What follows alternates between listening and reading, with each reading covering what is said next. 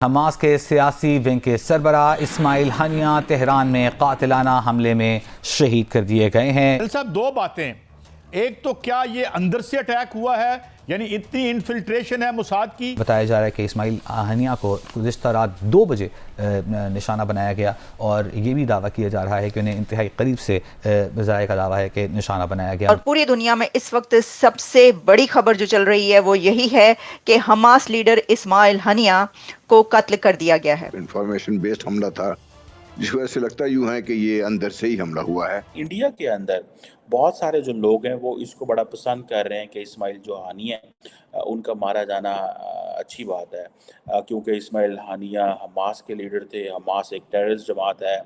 And then above all बहुत सारे लोगों का इंडिया में कहना है कि क्योंकि हमारे इजराइल के साथ बहुत अच्छे ताल्लुकात हैं, तो ईरान के अंदर लोग मौजूद हैं जो इजराइल के साथ मिलकर काम कर रहे हैं। वो कौन लोग हैं उसके बारे में तो मैं ज्यादा बयान नहीं कह सकता। खबर ये है कि इंडिया के पैरा कमांडो बाकायदा तौर पर जम्मू में आ चुके हैं। उनकी गवर्नमेंट की तरफ से, उनकी आर्मी की तरफ से भेजा जा चुका है। और इंडियन मीडिया के मुताबिक पाकिस्तान के ISI या पाकिस्तान के जो आर्मी है, मिलिट्री है, वहां से भी कुछ सिविल में जम्मू में या इस तरीके से उस इलाके में पहुंच चुके हैं। यानी कि इंडियन आर्मी और पाकिस्तान आर्मी आमने सामने हो चुकी है। इस हलाकत से पहले, यानी जिस हमले में इस्माइल हनिया को कत्ल किया गया, मारा गया, उससे 2 घंटे पहले वो ईरान के बड़े लीडर्स के साथ मीटिंग कर रहे थे।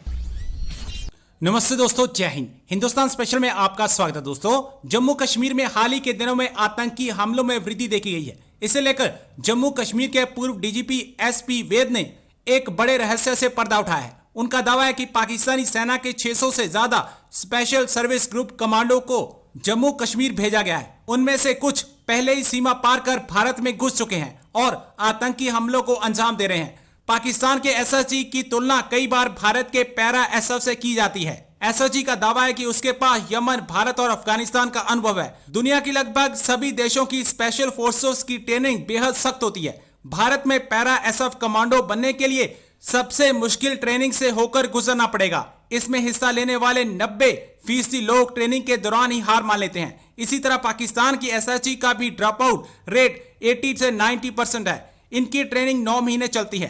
पैरा SF की कमांडो ट्रेनिंग में शारीरिक और मानसिक फिटनेस पर जोर दिया जाता है। इसके अलावा 12 घंटे में 56 किलोमीटर दौड़कर सफर तय करना होता है। दिल साहब, दो बातें, एक तो क्या ये अंदर से अटैक हुआ है, यानी इतनी इन्फिल्ट्रेशन है मोसाद की, या एक तो इस पर बता दें। एंड सेकेंडली, इसकी फॉल आउट क्या है। इसके बाद सब कह रहे हैं कि हम ईरान ख़ास तौर पर कि हम बदला लेंगे।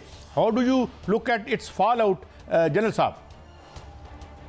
देखिए, पहले तो जो हमले की नौयत है इसके बारे में अभी तक को मुसद्दक़ इतलात तो आई नहीं है। इसराइल ने भी क्लेम नहीं किया, लेकिन जिस तरीके से हमला हुआ है रेस्ट हाउस पे, जिस तरीके से पासदार इनकलाब के रेस्ट हाउस को निशाना बनाया गया है, बड़ा ही प्रिसाइज हमला था, इंफॉर्मेशन बेस्ड हमला था, जिस वजह से लगता यूं है कि ये अंदर से ही हमला हुआ है। और इससे पहले भी देखिए तो आप को याद होगा कि ईरान के जो एटमी साइंसदान थे उनको शहीद कर दिया गया। जिस तरीके से ईरान की जो वेयर हाउस था न्यूक्लियर का, उसको अटैक किया गया, वहाँ नुकसान किया गया। तो ईरान के अंदर लोग मौजूद हैं जो इजराइल के साथ मिलकर काम कर रहे हैं। वो कौन लोग हैं उसके बारे में तो मैं ज़्यादा बयान नहीं कह सकता, लेकिन ईरान में आप देखिए यहूदियों की एक तादाद भी वहाँ पे रहती है। हो सकता है कि उनमें से कोई हो, लेकिन ज़्यादा पॉसिबिलिटी ये है कि जो लोग वहाँ पर मौजूद हैं इराक और इसके देखिए खुले बॉर्डर्स हैं, लोग आते जाते रहते हैं, तो वहाँ से कोई ऐसा बात हुई है। क्लेम शायद और कर रहे हैं, लेकिन ज़्यादातर जो अंदेशा वो यही है कि अंदर से ही हमला हुआ है। दूसरी बात, इसका फॉल आउट क्या होगा। जी, लेकिन नेतन्याहू अभी अमेरिका से वापस आया है और वहाँ पे उसको जो कांग्रेस में जब उसने खिताब किया, लिमिटेड लोग थे, लेकिन उसको स्टैंडिंग ओवेशन मिली। मेरा ख्याल 11 दफ़ा या 12 दफ़ा स्टैंडिंग ओवेशन मिली है उसको उस खिताब के दौरान। तो उसको अगर ये मैं कहूँ कि अमेरिका पूरी तरीके से इसकी पुष्पनाई कर रहा था, करता रहेगा, तो उसमें मेरा ख्याल में बेजार नहीं होगा। और ये उतनी जो शह है नेतन्याहू को मिली है, इजराइल को जो मिली है, और ख़ास तौर पे देखिए दुनिया ने पब्लिक लेवल पे, आवाम के लेवल पे, इंटरनेशनली तो लोगों ने इसको कंडेम किया है, एहतजाज भी हुए हैं, बातचीत भी हुई है, लेकिन गवर्नमेंट लेवल पर आप देखिए तो बहुत कम ऐसे ममालिक हैं जो बड़ा खुल के सामने आए हैं और जिन्होंने इसराइल के खिलाफ ऐसा काम किया है। तो एक बहुत बड़ी डेवलपमेंट हुई है मिडल ईस्ट के अंदर इस हवाले से, और वो ये है कि इस्माइल हानिया जो हैं जो कि हमास के पॉलिटिकल चीफ थे, उनको असैसिनेट कर दिया गया है ईरान के अंदर। वो बेसिकली ईरान के अंदर जो नए प्रेसिडेंट हैं, ईरानी प्रेसिडेंट हैं, प्रेसिडेंट मसूद साहब, उनकी जो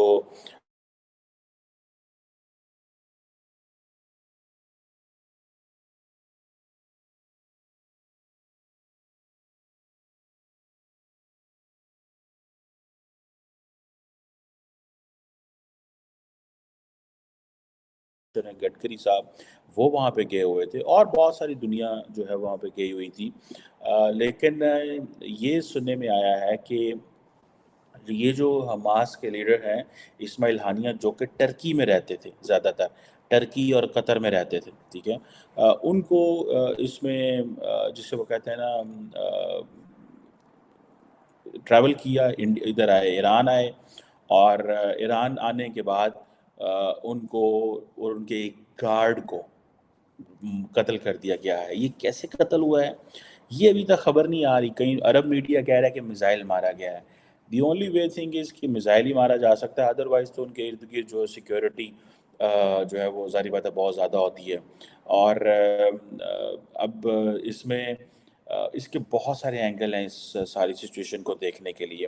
पहला एंगल तो ये है, और इसमें एक इम्पॉर्टेंट डेवलपमेंट भी मैं आपको बताऊं कि ईरान इंडिया के अंदर बहुत सारे जो लोग हैं वो इसको बड़ा पसंद कर रहे हैं कि इस्माइल जो हानिया है उनका मारा जाना अच्छी बात है, क्योंकि इस्माइल हानिया हमास के लीडर थे। हमास एक टेररिस्ट जमात है, एंड देन अबव ऑल बहुत सारे लोगों का इंडिया में कहना है कि क्योंकि हमारे इजराइल के साथ बहुत अच्छे ताल्लुकात हैं, और इंडिया के अंदर ये भी तस्वुर किया जाता है कि क्योंकि जिस तरह कश्मीर के अंदर एक मूवमेंट चल रही है, ठीक है, उसी तरह अगर आप देखें कि एक मूवमेंट जो है वो इसराइल के अंदर भी चल रही है। तो इंडियंस बहुत समझते हैं कि हमास का नाकाम होना बहुत ज़रूरी है, इसराइल का कामयाब होना बहुत ज़रूरी है, और ये चीज़ इंडिया और इसराइल को इकट्ठी भी करती है।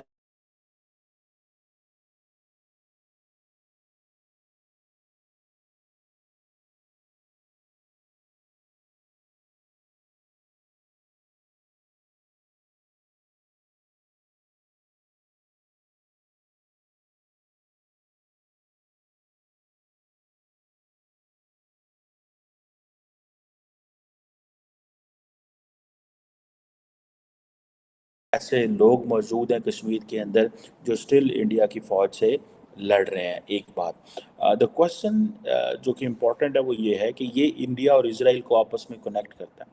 अब इसमें रशियंस कह रहे हैं कि भाई क्यों ये मारा गया है, ये अनएक्सेप्टेबल है, ये कोई तरीका नहीं है कि आप किसी मुल्क के अंदर जो ईरान के अंदर आप जो है वो करें, टारगेट करें।